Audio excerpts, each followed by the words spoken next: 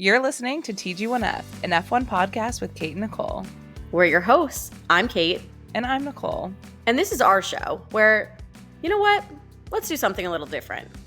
Welcome to TG1F's Read an F1 Romance Novel Month. F1 romance, author interviews, book recommendations, oh my.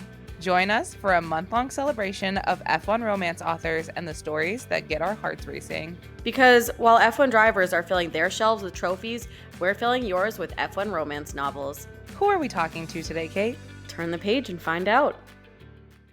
Thank you so much for joining us today, and I want to say a very, very warm welcome to the podcast, Amanda Weaver. Thank you for having me. I'm really excited to be here. We are so excited to have you here and to talk about your book, which I have literally right behind me as my decoration, Fast and Reckless. A little fluttery feeling seeing it out in the world in other people's hands. I know.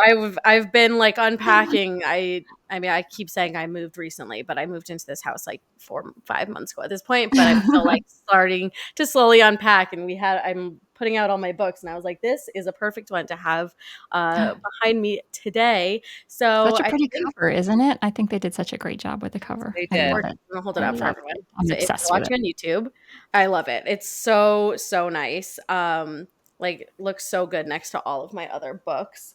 But for anyone that's listening that hasn't heard about your work yet, could you give us a little overview elevator pitch for Fast and Reckless, so to get people kind of in the mood and understand what they're getting into when they open up the book? It's Mira is the team principal's daughter, but she's been away from the sport for a really long time for reasons that get revealed in the course of the story. She's a recent hire as her father's, the team principal, her father's assistant is on bed rest because she's pregnant, and she gets hired at the last minute to replace her for the season. And she immediately meets Will, who is also new to this team as a driver. Will has been away from Formula One. He had a real hot start as a very young driver and sort of blew his career up in a terrible blaze of glory. And he's been away from the sport, driving in other, non-Formula One venues. And he has gotten his shot to back at Formula One for the first time. And so it's his first season too. And they sort of meet both relatively quickly after they come into the team. And then we follow them through the season and how that relationship develops. I mean, I have started it, and I am definitely hooked. Their chemistry is palpable from the beginning, so it's very exciting, and I love the way that I see things kind of panning out. So, Mira and Will, chef's kiss, love them. But you have a background in theater, and one thing that was super crucial to your writing this book was, thoughtfully and critically planning out action during the racing scenes. And so, how this advances the plot, and making sure that every character is where they need to be at every given moment. Talk us through how you planned these out in your mind or when you were writing the scenes. It's complicated.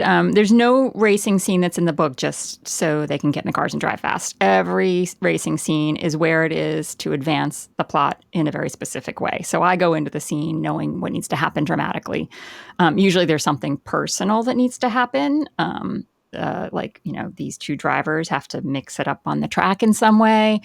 There's also, I have a plan for how the race should go. He needs to finish here. There needs to be an incident there, something. And then I talked to my husband, my in-house expert, and I explained to him where I'm in the story and what happens with the racing and what needs to happen in the scene and dramatically what needs to happen. He thinks about it a little bit, and then he starts drawing on his encyclopedic knowledge of every Formula race he's ever watched, and he'll come back at me with like this bullet point of like the action, like here's how the race is going to go, and then he tells me to go watch the race because he's pulling it from a race that actually happened. They're almost every race in the scene, every race in the book is all drawn from some actual piece of Formula One history. If you know how to look, if you know what you're looking for.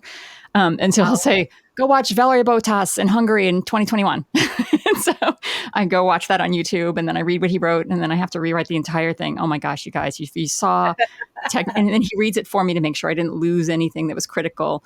And he's always like, but there was all that stuff that I put in. And I'm like, no, sweetie, I can't do 5 paragraphs about tire pressure. Like my readers aren't going to stick with me. so yeah, Like they're different actually, levels. I know they're the hardest part to write are those racing scenes, but they're also really satisfying when I get finished because it's like Mhm. it's the technology of Formula One, but it's also my theater background. Like it's very much like staging a scene and moving pieces Yeah, around and making sure that it's timing out properly. It's exciting. It's fun. I love that. That is so cool. I feel like it's such a fun example of like working together and really making this story authentic and real. And for everyone listening, Amanda's husband is Matt from the Missed Apex podcast, who we have been Matt fortunate Trumpet. enough to meet in Miami. So really, really cool to be able to, not only know him but now know you. And so, were there any other ways outside of kind of plotting out these racing scenes and pulling on his like incredible knowledge of the sport and the history of these races? Is there any other ways that you worked with him on making sure that everything was accurate, or are there any other like kind of fun historical Easter eggs that he was like, you have to put this in here that we'd see in the He'll do some of that. He'll ask me to put things in, but also like every time I have especially once I got into edits and I got down to like the nitty gritty, I'll just use a word and and suddenly I'll panic. Like check with Brad Philpott. He's British and he's a driver. Like make sure that that's right. So I was constantly asking him to like throw things to his podcast crew. Like make sure this sounds authentic. Is that what they would really call it? Is that how it works? So yeah, I just like shout out to the entire Missed Apex family for putting up with me through this process of getting the book written and being really generous with their knowledge. I That's mean, awesome. I'm sure they loved it. Who doesn't love to talk about the things that they know a lot about and be Exactly. helpful? So I'm sure they were like, of course, I'll help you with this. What better expert than myself? So, kind of taking it, like, what's the word that I'm thinking of? Macro. Thinking big picture. Sorry, my brain it's Monday. Big picture. How did you get into Formula One? What was kind of your journey into the sport? And then also, what was the moment for you that you decided that, hey, I'm going to write an F1 romance novel? Well, obviously, it was my husband. He was, he loved racing a long time ago, but it's really it was a hard sport to follow in the States for a long, long time until really the rise of the internet and like suddenly you could follow European racing online. So he started watching again, about 10, 15 years ago, and and then he was, the podcast started up and suddenly Formula One was this really big part of our lives. And there was always like races on TV. And I started watching it. I'm like, oh my God, it's so like, I had never watched it before. And I was watching it with him. It's so like, it's so glossy and cosmopolitan and sophisticated and high octane. It just, and then you see the drivers and you're like, oh my God, these guys, why Yeah. isn't, why aren't there a million romance novels about this sport? Yeah. Because like at the time there was like a lot of hockey. There's still a lot of hockey romance out there, but Mhm. all these other sports were taking off, and I'm like, this one is the one. Like this is it, guys. And to be honest, I actually wrote this book a little while ago. It's been sitting in my it was literally in a folder in my laptop called shelved because I wrote it, and then no one was interested. The feedback I got was like, Formula One's too niche. It's too European. Americans won't get it. So, I was like, all right, fine. But then, God bless Drive to Survive. Drive to Survive sort of changed the landscape for Formula One in the US, and it has taken off in a really exciting way. And so suddenly I have, suddenly found a home. So Wow, that's crazy that how long did it sit on the shelf before you started to realize, a hey, few I should years. turn this around? It was a few years, yeah. And I wrote other things. I was busy with other things, so it was sort of sitting there, percolating. And I was thinking, whatever. It was just hanging out back there as something I might do something with one day. I wrote other books, published other books, and then my agent was like, "There seems to be some interest. We should send it around again." And so we did. Well, incredible. This book was a second chance romance. Yeah, for When me, yeah, you in this book had a second chance romance with definitely a publishers. second chance romance. Love that. I think it's really fun to, I mean, especially just knowing, the background and the history of this book and your process for writing it and knowing that all of the racing scenes are really pulled from Real direct life. inspiration in real life. Were there any other ways that you referenced real life in this book? Were there any characters that were maybe inspired by real life people, or, maybe not directly inspired, but were there any other kind of influences from the real world that made it into this story? Oh, for sure. I do. I'm a costume designer, so there's a lot of research involved in that in my job, and so like when I do research for a book, any book, I go deep into the weeds, probably deeper than I need to be. Mhm. So yeah, I spend a lot of time digging into teams and personalities on teams, and that I don't think there's anyone specifically based on a real person, but yeah, there are a lot of like pulled elements from different there's probably some Toto Wolff in her dad, Paul. There's a little, yeah, he's not an exact. I wouldn't say he's the inspiration, but there's probably some of him in there. So I mean, I think making sure that it feels real to the reader just comes across as so much more authentic. And I know when I read books from people who like actively like love the thing that they're writing about and have had experience in it, it's always just a more enjoyable time for me as oh, a for sure. reader. So, like I said, I have started this book and I'm loving it so far, and that is kind of the reason why is I'm like I can see this like actually playing out. Like it's very real to me. And so it's much easier to get into this, fictional world that you've created. So I think you I'm should glad. be very I'm proud. glad it reads that way. Like my frustration was for all the research I've done, like what I'm really itching to do, because it all takes place like in a weird way. It is like a theater book in the sense that like it's backstage. Like there's this Yeah. race that's happening on the track, but because of these characters, because they work within the team, she's a team employee and he is a driver. All of the scenes are like backstage scenes, like on at workplace. Back in the paddock, in the garage, not in front of cameras. And so like that's a little bit harder to research because some of, like they're not, I can't get up. No one's going to invite me in to go like, poke around the paddock and look, look at the garage. And so you have to extrapolate a little bit and figure out like how, figure out how it would work if you were there. So. Yeah. So you mentioned it's a little bit of workplace romance. It's a little bit of forbidden love. It's a little bit enemies to lovers. What is your favorite trope to write? And alternatively, what is a trope that you haven't written yet, but you're super eager to explore?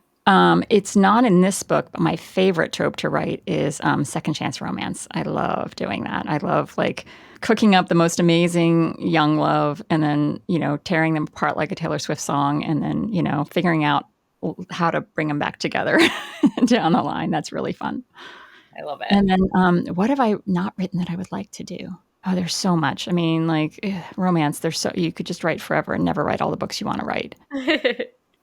Every trope that I haven't done yet, I'm going to try. I have Perfect. to figure out. I've written arranged marriage, fake dating as a historical romance. I wrote a historical romance with an arranged marriage, and it's much easier to write an historical romance than contemporary.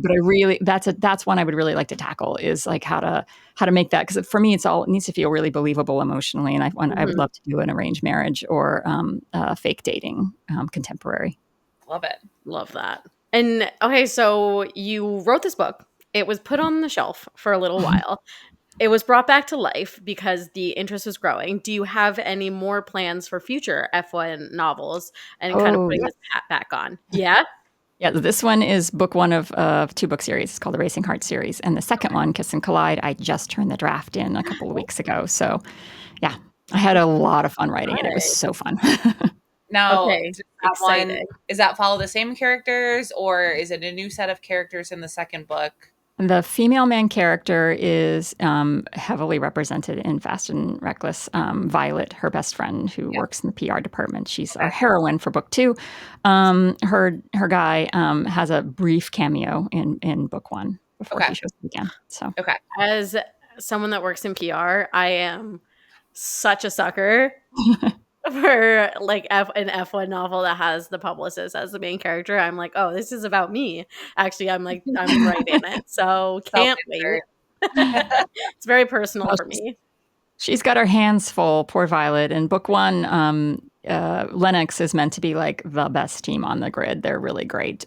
She leaves Lennox to work for maybe the not best team on the grid. So it's a little bit of a hard luck story, the second one. Okay. Got it. Well, not to rush you, but can't wait. Me All right, we're going to move into a little bit of a rapid fire round. Mhm. So, first things first, who is your favorite driver on the grid and who is your favorite team currently? I'm a Lewis Hamilton girly. So I'm just in the middle process, obviously, of switching my allegiance from Mercedes to Ferrari because I go where he goes. So Big Welcome. weekend. Big weekend as Lewis big fans. A weekend. Oh my surprise. god, that was so exciting! I spent the Surprise.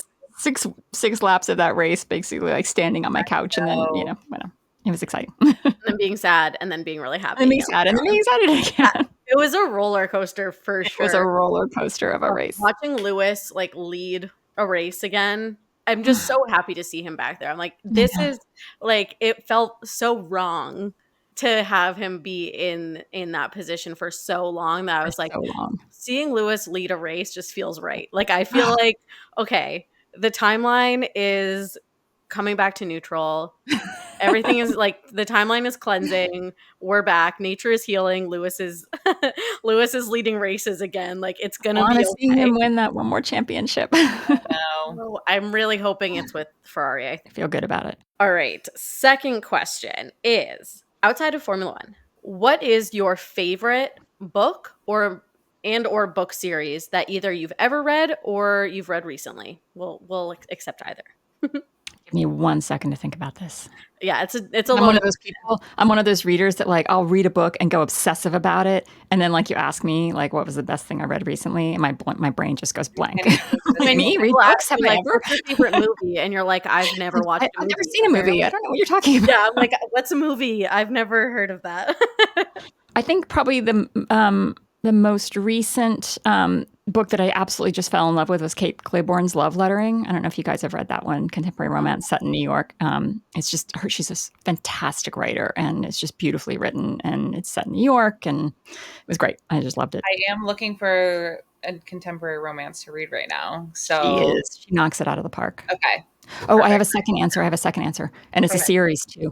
And sadly, I think she's taking a long break from writing, and I really hope she comes back. Laura Florand wrote this whole series set in Paris in chocolate shops. They're all about chocolate, and they're all set in various places. And some of them are in Paris, and some of them are other places in France. But they're all set in France about the chocolate industry. And there's also one that's about perfume. They're magical. I love her books. Wow. I love the sound of that. They're so good. That Kind of sounds my amazing. Okay. favorite thing. What's the name of the series? I don't know, something about that just really like scratched my brain in a really nice way that I feel like I have to read it. Oh, they just call it the chocolate series. Okay. Oh, perfect. Okay, easy enough. Amour et chocolat. Amour et chocolat is what it's Okay. called. Okay, amazing. I can't wait. They're amazing. Add it to the list. Yeah.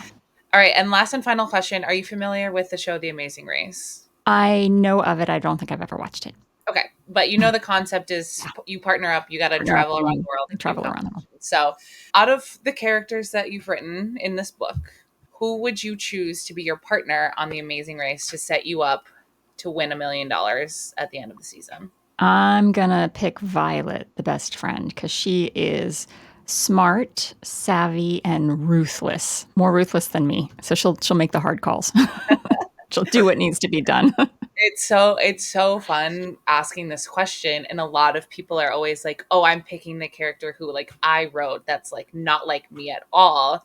Do you was it cathartic for you to write this character to be like, "Oh, this is everything like I ever wish I could be, like I wish I could say, and like I just never have had, the confidence to do so," or what has that been like? Yeah, for sure. Mira was, I think, much more like me in the sense that I'm an assistant and she's an assistant and like the organization and running a big event, and yeah, so I keyed into that very much, and who she is and how she reacts to things is much more close to me.